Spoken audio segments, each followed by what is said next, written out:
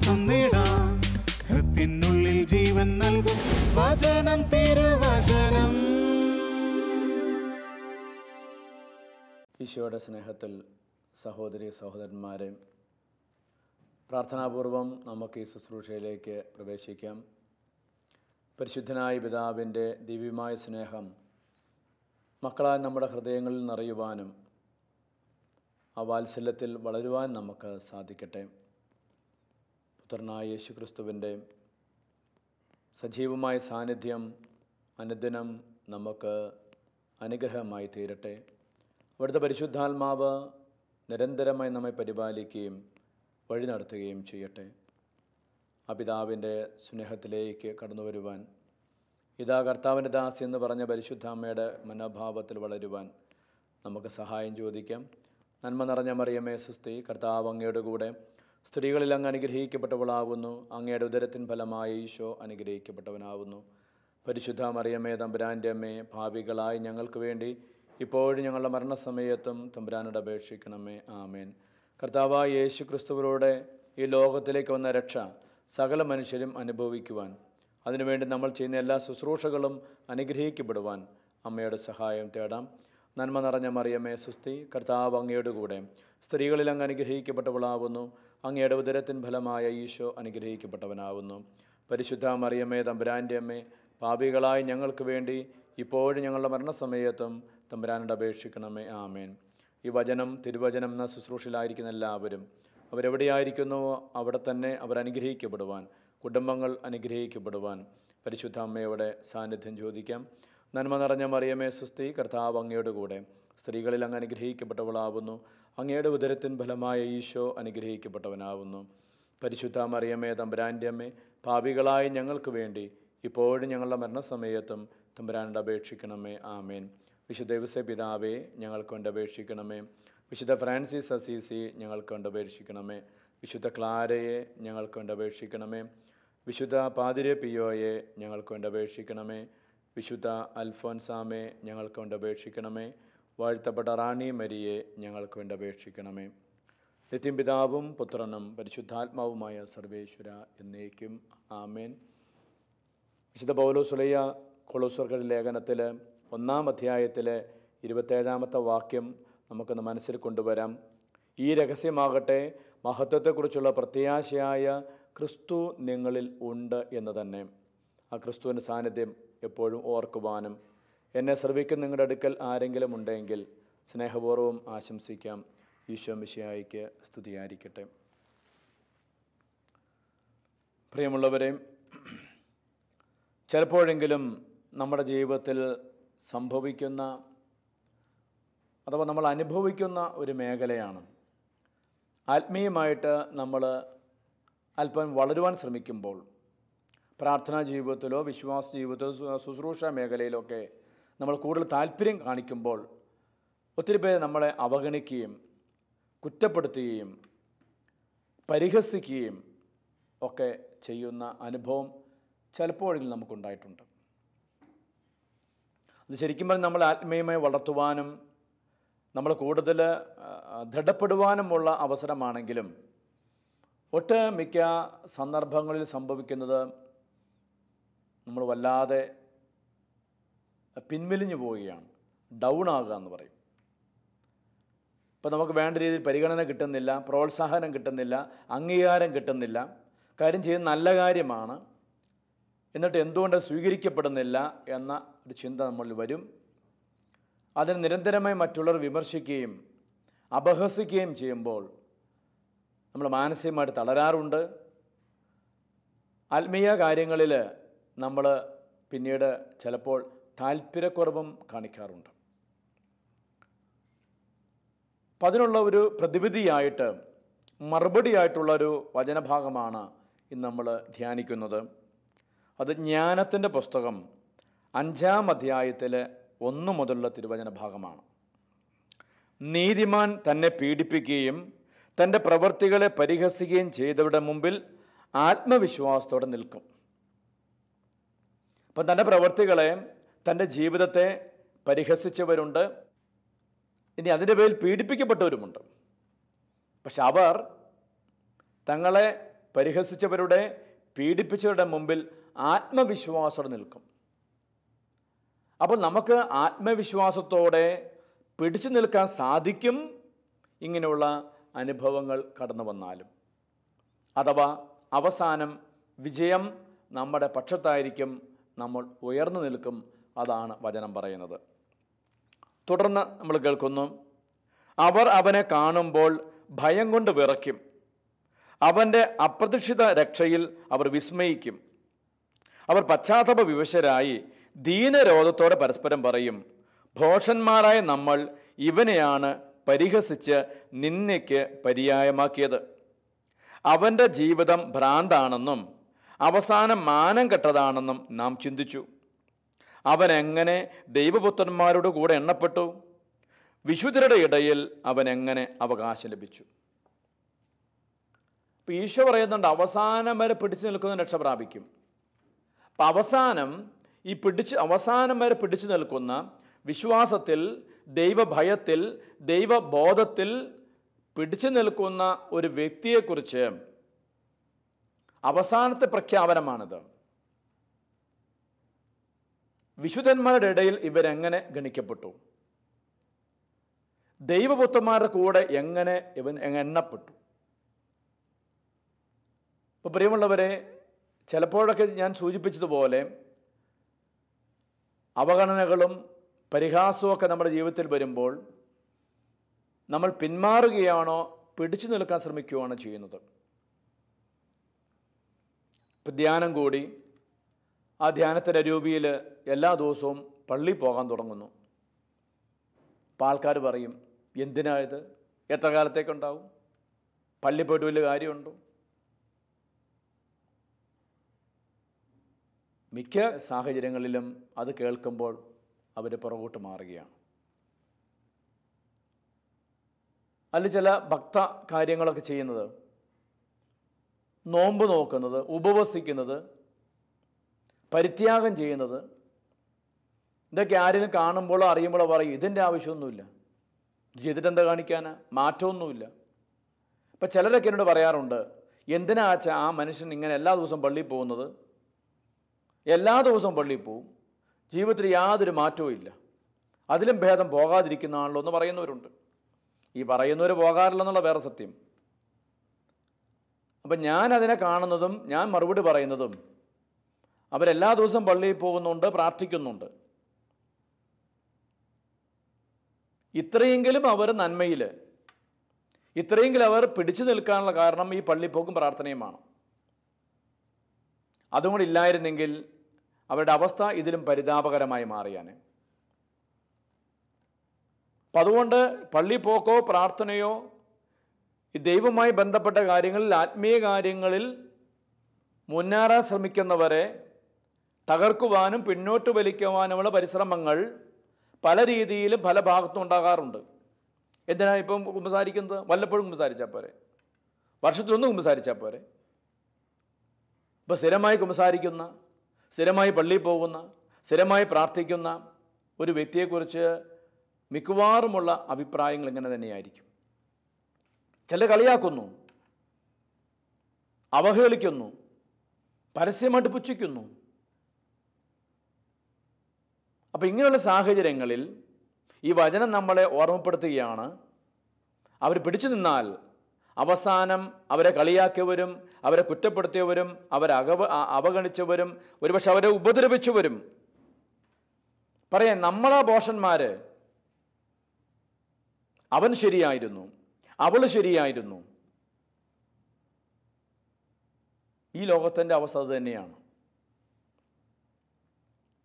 വിശുദ്ധ ഫ്രാൻസിസ് അസീസിയുടെ ജീവിതം, അദ്ദേഹം ഇങ്ങനെ ഭിക്ഷ യാചിച്ചൊക്കെ വല്ലതൊക്കെ കിട്ടുമ്പോൾ അതിനകത്ത് എന്തെങ്കിലും നല്ല ഭക്ഷണം ഉണ്ടെങ്കിൽ അദ്ദേഹം ചാരമോ അല്ലെങ്കിൽ മണ്ണോ വാരിയിടും. വട്ടെന്ന് പറയുക, ഇന്നാരും ചെയ്താലോ നമ്മളവരെ മെൻ്റൽ ഹോസ്പിറ്റലാക്കും. പക്ഷെ അദ്ദേഹത്തിനുള്ള ഒരു ദൈവീയമായ ഉൾക്കാഴ്ച ഉണ്ടായിരുന്നു. ആ ഉൾക്കാഴ്ചയുള്ളവർക്ക് ചെയ്യുന്ന പ്രവൃത്തികൾ വിമർശിക്കപ്പെട്ടാലും കുറ്റപ്പെടുത്തിയാലും അവർ പിന്നോട്ട് പോകില്ല. എന്തുകൊണ്ടാണ് പിള്ളേർ ചാണകം വാരി ഫ്രാൻസിസ് എറിഞ്ഞത്? കാരണം നടപ്പ്, വസ്ത്രധാരണം, ജീവിതം ശരിക്കും പറഞ്ഞാൽ ഒരു ഭ്രാന്തനെ പോലെ. പക്ഷേ സെലാനോ എഴുതിയ പോലെ ഹീസ് മാഡ് ആഫ്റ്റർ ഗോഡ്. അദ്ദേഹം ഒരു ഭ്രാന്തനായിരുന്നു, പക്ഷെ ദൈവത്തെക്കുറിച്ച് ഓർത്തിട്ടാണ്, ദൈവത്തിലാണ്. അത് പലർക്കും മനസ്സിലാക്കാൻ സാധിക്കില്ല. ചിലർ ധ്യാനം കൂടി നവീനത്തിലേക്ക് വന്നു, സമ്പത്തൊക്കെ പങ്കുവെക്കുന്നു, ഒത്തിരി പേരെ സഹായിക്കുന്നു, പാവങ്ങളെ സഹായിക്കുന്നു, സംരക്ഷിക്കുന്നു. ബാക്കിയുള്ളവരെന്ത് പറയും? വേറെ പണിയൊന്നുമില്ലേ? നീ സമ്പാദിക്കുന്നതിൻ്റെ കുടുംബത്തിന് വേണ്ടി, ആർക്കൊന്നും കൊടുക്കരുത്. കൃത്യമായിട്ട് ചില സഹോദരങ്ങളെ അറിയാം, അവർക്കുള്ളതിൻ്റെ ഓഹരി ദശാംശം പോലുമല്ല, അതിലും കൂടുതൽ കൊടുത്ത് അവർ സാക്ഷ്യപ്പെടുത്തുന്നത്. അപ്പം ഇത് മറ്റുള്ളവർക്ക് സഹിക്കാൻ പറ്റില്ല, അവർക്കത് അറിയത്തില്ല.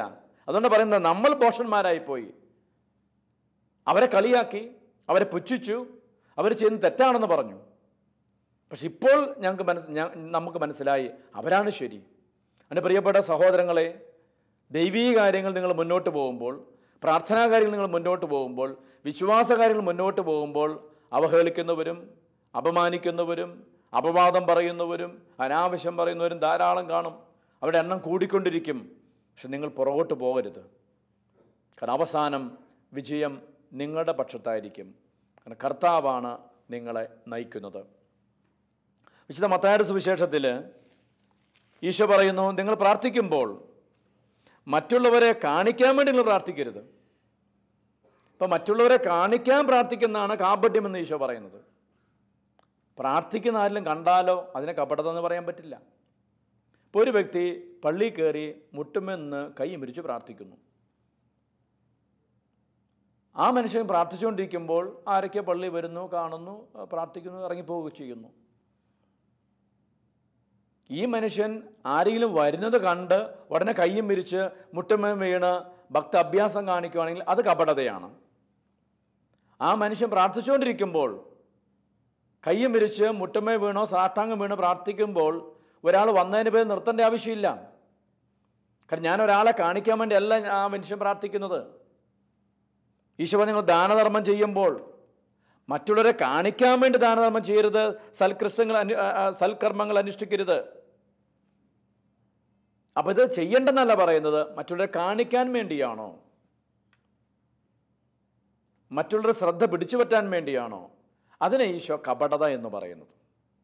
അതാ ഈശോ ചെയ്യരുതെന്ന് പറയുന്നത്.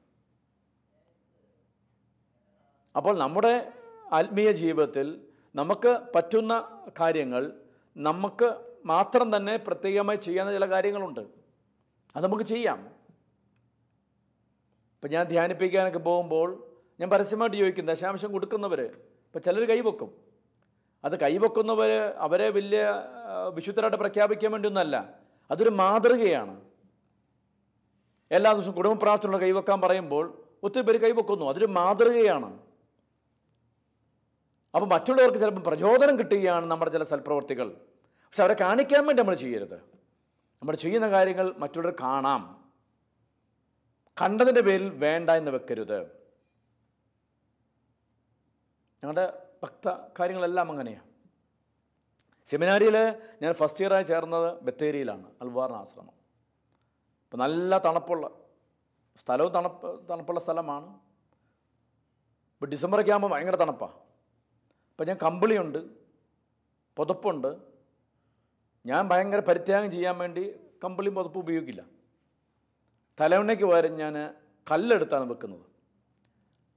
കാരണം ഞാൻ അതിനു മുമ്പ് നന്നായിട്ട് ഉഴപ്പി ഒക്കെ നടന്നുകൊണ്ട് എൻ്റെ പാപത്തിനൊരു പരിഹാരം എന്ന നിലയിലൊക്കെയാണ് ഞാൻ പരിത്യാഗം ചെയ്തത്. ഇപ്പം നിങ്ങളോട് പറയുന്നത് ഞാൻ അതിൻ്റെ കേമത്തരം പറയാൻ വേണ്ടിയല്ല. അത് ഞാൻ വളരെ രഹസ്യമായി ചെയ്തൊരു കാര്യമായിരുന്നു. എന്നാൽ അതേ സമയത്ത് തന്നെ ഞാൻ അല്പം എക്സ്ട്രാ പ്രാർത്ഥിക്കും. ഇപ്പം എനിക്ക് തോന്നുന്നു ചിലപ്പോൾ മറ്റുള്ളവരെ കാണിക്കാൻ വേണ്ടി ആയിരിക്കുമെന്ന്. ഇപ്പം രാത്രിക്ക് എല്ലാവരും ഉറങ്ങാൻ പോയതിന് ശേഷവും ഞാൻ ചാപ്പലിൽ നിന്ന് പ്രാർത്ഥിക്കും.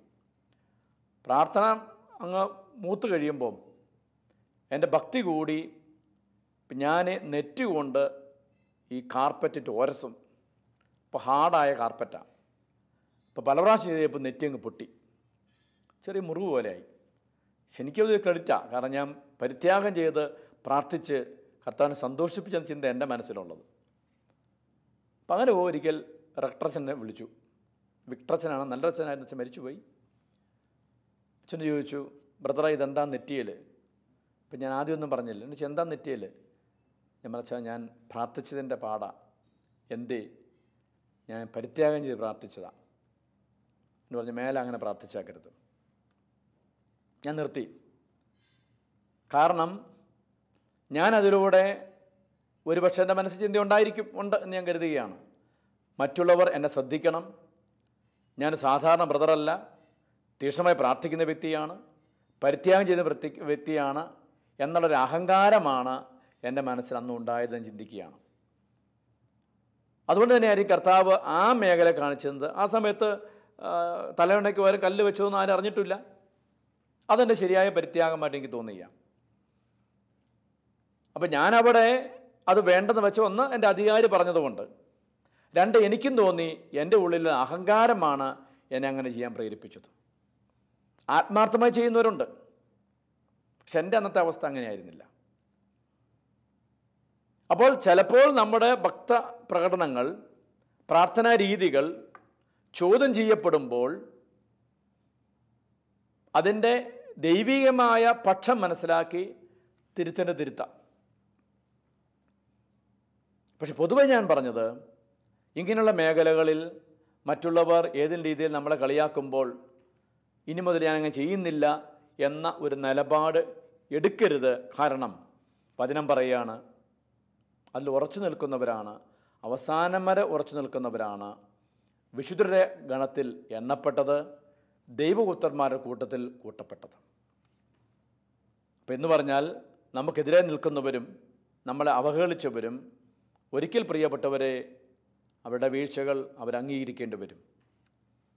നിങ്ങളുടെ പ്രാർത്ഥനാ ജീവിതത്തെ, നിങ്ങളുടെ വിശ്വാസ ജീവിതത്തെ, നിങ്ങളുടെ ആത്മീയ ജീവിതത്തെ തകർക്കുവാൻ വേണ്ടി പലരിലൂടെയും പിശാച് തന്ത്രങ്ങൾ മെനയുമ്പോൾ ഇത്രയൊന്നും പ്രാർത്ഥിക്കേണ്ട ആവശ്യമില്ലല്ലോ, ഇത്രയൊന്നും ജപമാല ചെല്ലേണ്ട ആവശ്യമില്ലല്ലോ, എല്ലാ ദിവസവും പള്ളിയിൽ പോകേണ്ട ആവശ്യമില്ലല്ലോ, ഞായറാഴ്ച മാത്രം വേണേൽ പോയാൽ പോരെ, ഇങ്ങനെ മാസം കുമ്പസാരിക്കേണ്ട ആവശ്യമുണ്ടോ, രണ്ടാഴ്ച കൂടി കുമ്പസാരിക്കേണ്ട ആവശ്യമുണ്ടോ, അതൊക്കെ ചുമ്മാ ഒരു ഭക്ത അഭ്യാസമല്ലേ, നീ എന്നിട്ട് അങ്ങനെ ജീവിക്കുന്നുണ്ടോ? ഇങ്ങനെ പല രീതിയിലുള്ള ചോദ്യങ്ങളും ഒരുപക്ഷെ അവഹേളനകളും പ്രലോഭനങ്ങളും നമുക്ക് മുമ്പിലുണ്ടാകാം.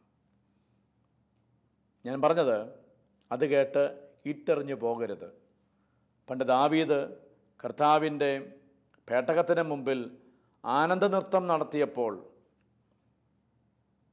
ഒരുത്തി വന്ന് അവഹേളിച്ചു പറഞ്ഞു, ലജ്ജയില്ല നിനക്ക്. പക്ഷെ ദാവീദ് അത് നിർത്തിപ്പോയി എന്ന് നമ്മൾ വായിക്കുന്നില്ല. എൻ്റെ കർത്താവിൻ്റെ മുമ്പിൽ ഞാൻ ആഹ്ലാദിക്കുന്നതിന് എന്തിനാ ലജ്ജിതനാകുന്നത്?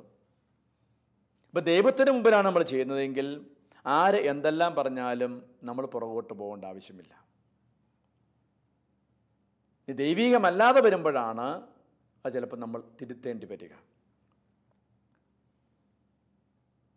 ഇപ്പം ഇങ്ങനെ സ്ഥിരമായിട്ട് പള്ളിയിൽ പോവുകയും പ്രാർത്ഥിക്കുകയും നമ്മൾ ചുരുക്കി പറഞ്ഞാൽ നന്നായി ജീവിക്കാൻ ശ്രമിക്കുകയും ചെയ്യുന്ന വ്യക്തികൾ ഒത്തിരി കളിയാക്കപ്പെടുന്നുണ്ട്.